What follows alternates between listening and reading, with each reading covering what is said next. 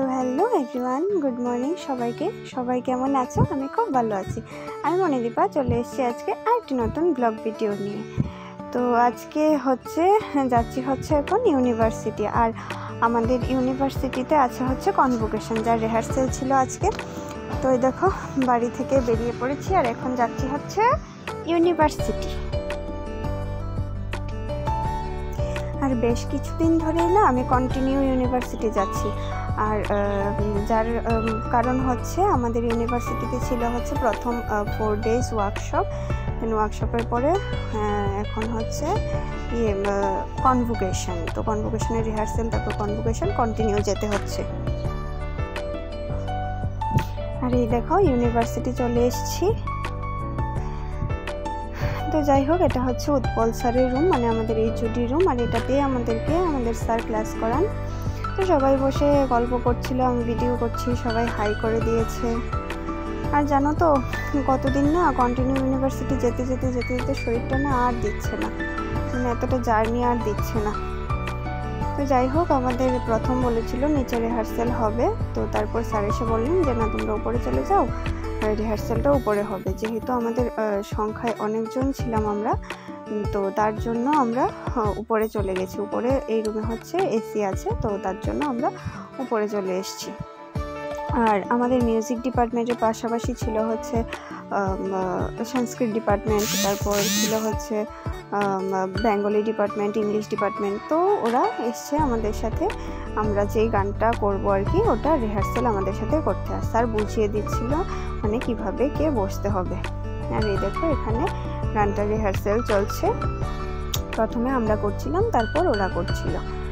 তো জানো তো ওরা না অন্য ডিপার্টমেন্টের স্টুডেন্টস হলেও ওরা খুব ভালো করেছে গানটা, মানে একদিনেই গানটা তুলে নিয়েছে এবং খুব ভালো করেছে। তো ওদের সাথে সময় কাটিয়েও খুব ভালো লাগলো। আর জানি আমাদের থেকে অনেকে অনেক বেশি পরিশ্রম করে বা অনেকে অনেক বেশি কাজ করে, কিন্তু তারপরও জানি না কেন মানে আমার পরিশ্রমটা একটু বেশি হয়, মানে বেশি ফিল হয় আর কি। বেশি হয় না, বেশি ফিল হয়।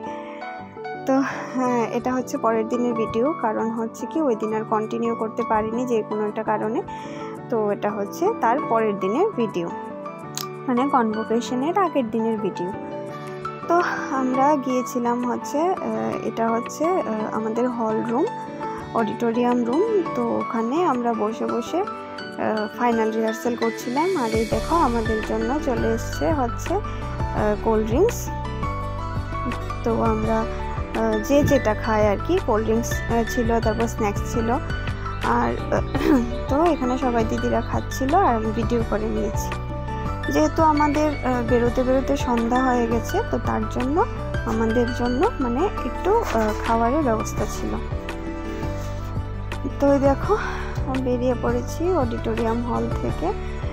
আর অডিটোরিয়াম হল থেকে বেরোতে এই প্রায় আমাদের 4টা, 4:30 বেজে গেছে। তো যারা ত্রিপুরা ইউনিভার্সিটিতে মানে ভর্তি হওয়ার ইচ্ছে, আমি সবাইকে বলবো ভর্তি হও, কারণ কিভাবে যে সময়টা চলে যায় আমি নিজেও জানি না, কি করে যে 1 বছর হয়ে গেল। তো যাই হোক, বাড়িতে আসলাম, এসেও না একটু রেস্ট পেলাম না, চলে গেলাম আবার। আমার স্টুডেন্টের আজকে একটা প্রোগ্রাম ছিল, তো ওইখানে চলে গেছি। আর সায়নও এসেছিল, ওর সাথে সঙ্গত করছিল, একটু রিহার্সেল করে নিয়েছি। তো চলে গেছি ওকে একটু দেখতে।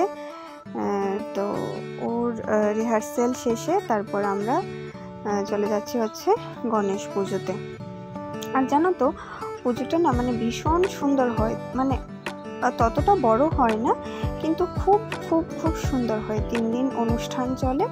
আর বিভিন্ন জায়গার ছোট ছোট বাচ্চারা পারফর্ম করে, গান করে, বিভিন্ন পারফর্ম করে, যে যেটা জানে, কিন্তু খুব সুন্দর হয় জানো। আমি তো এই প্রথম গিয়েছি, তার আগে আমি কোনোদিনও যাইনি। তো আমার খুব ভালো লেগেছে, এবছর গিয়ে আমার খুব ভালো লেগেছে। এই যে গনু ভাই। তো যাই হোক, দেখো আমার স্টুডেন্ট পারফর্ম করছে, যদিও আমি এটা মিউট করে দিয়েছি, কারণ এক্সট্রা সাউন্ড না অতিরিক্ত আসছিল, তো যার কারণে আমি সাউন্ডটাকে মিউট করে দিয়েছি। তো জানো তো এই সব ছোট ছোট প্রোগ্রামে যখন বাচ্চারা গান করে না, তো তখন তাদের উৎসাহটাও বাড়ে আর প্লাস সাহসটাও হয়। তো তারপর সায়ন গিয়েছিল আমার সাথে। তো সায়ন আমাকে বাড়ি পৌঁছে দিচ্ছে, তখন বাজে হচ্ছে রাত 9টা।